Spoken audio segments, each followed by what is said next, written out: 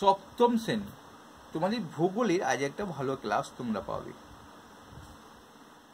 আজকে নদী উপত্যকা সম্পর্কে আলোচনা করব, নদী অববাহিকার সঙ্গে আলোচনা করব, দোয়াব সম্পর্কে আলোচনা করব, অন্তর্বাহিনী নদী এবং আন্তর্জাতিক নদী উদাহরণ সহ আলোচনা করে আমরা ভিডিওটা শেষ করব। নদী উপত্যকা কি? নদী উৎস থেকে মোহনা পর্যন্ত যে খাতের মধ্যে দিয়ে নদী প্রবাহিত হয়। স্যার একটু বুঝতে পারলাম না, ভালো করে বলে দিন। হ্যাঁ, তার জন্যই তো আমি আছি। উৎস হচ্ছে নদী যেখানে উৎপত্তি হয়, কোনো গুহা হতে পারে, কোনো পর্বতে উচ্চভূমি হতে পারে, ঝর্ণার জল মিলিত হয়ে হতে পারে, কোনো মালভূমি থেকেও হতে পারে। যেখানে উৎপত্তি হয় আর যেখানে শেষ হয়, তার জলধারা যেখানে তার গতিপথ শেষ হয়ে যায় আর পথ, সেটাই হচ্ছে মোহনা। সাগর মহাসাগরে সেরকম মিলিত হয়। আমরা তো জানি গঙ্গা নদীর উৎস হচ্ছে গোমুখ গুহা আর মিলিত হচ্ছে বঙ্গোপসাগরে। খাতটা কি স্যার বুঝতে পারলাম না। খাত হচ্ছে নদী কতটা গভীরতা, নদী কতটা চওড়া, কতটা এলাকা নিয়ে যাচ্ছে তা হাত বাড়িয়ে, সেটাই হচ্ছে কিন্তু হাত বাড়িয়ে পা বাড়িয়ে কতটা এগিয়ে নিয়ে যাচ্ছে, সেটা একটা খাত। অর্থাৎ নদী যে খাতের মধ্যে দিয়ে প্রবাহিত হয় তাকে বলে কিন্তু নদীর উপত্যকা। এবার আর একটু আমরা যদি বিস্তার করি হাত পাটা, ধরো নদী তো আমরা দেখলাম আঁকা বাঁকা পথে বয়ে যাচ্ছে, এতটা গভীর, এতটা চওড়া, এরকম খাত নিয়ে চলে গেল। কিন্তু আশেপাশে তো অনেক নদী এসে পড়ছে নদীর ওপরে, উপনদী যেগুলো, আবার তার শাখাও তো অনেক জায়গায় ছড়িয়ে যাচ্ছে, তখন তার মূল নদীটাকে খুঁজে পাওয়া যায় না। নিম্ন গতিতে অনেক নদী আছে, মূল নদীটাই খুঁজে পাওয়া যায় না, এত আঁকা বাঁকা পথে চলে যাচ্ছে এদিকে থেকে এদিকে।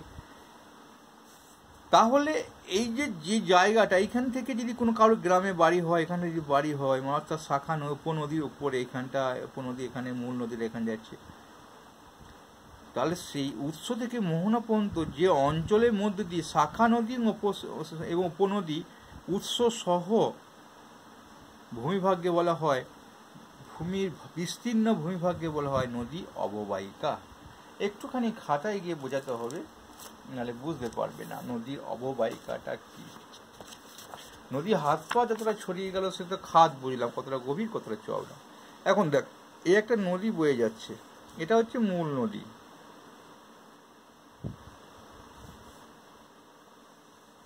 নদী শেষের দিকে চওড়া হয়, উপর দিকে সরু থাকে, এটা হচ্ছে মূল নদী।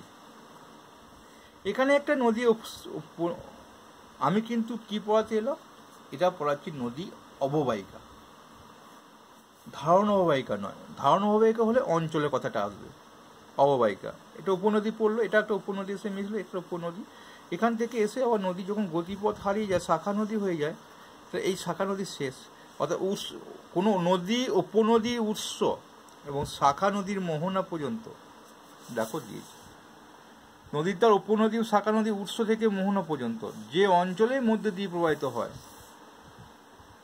নদী তার উপনদী ও শাখা নদী সহ উৎস থেকে মোহনা পর্যন্ত। তাই উৎস থেকে মোহনা পর্যন্ত নেবই, এখন দেখে না, উৎস থেকে মোহনা পর্যন্ত নেবই এবং উপনদী এবং শাখা নদী সহ যে অঞ্চলের মধ্যে দিয়ে প্রবাহিত হয় সেটাকে বলা হয়, সেই ভূমি ভাগটাকে বলা হয় নদী অববাহিকা। আর ধারণ অববাহিকা কি হলো, একই হবে, শুধু যে অঞ্চল থেকে আসবে নদী শাখা নদী গুলো, সেই অঞ্চলটাকে বলবো আমরা ধারণ অববাহিকা। অববাহিকা এটা হচ্ছে যে অনেকগুলোকে নিতে হবে, সবাই যেখানে এসে মিশবে, জোর মিছিল আর কি। এখানে একটা মিছিল আসে, ওখানে একটা মিছিল আসে, এইভাবে এসে একটা মূল মিছিলের সঙ্গে যখন মিশে যাচ্ছে। এখন দেখো, উদাহরণ জানতে হবে। আমাজন নদী পৃথিবীর বৃহত্তম নদী অববাহিকা। আমাজন নদীর অববাহিকাটা হলো পৃথিবীর বৃহত্তম নদী অববাহিকা।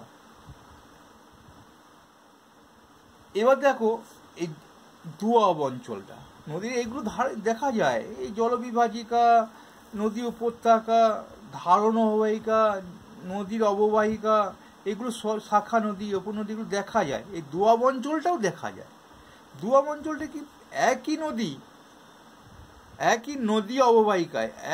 নদী অববাহিকায় কথা একসঙ্গে বলবে, পাশাপাশি প্রবাহিত দুটো নদীর মধ্যবর্তী স্থান। তাহলে নদী অববাহিকা আমরা কাকে বলে দেখলাম, যে শাখা নদী উপনদী সহ মূল নদী,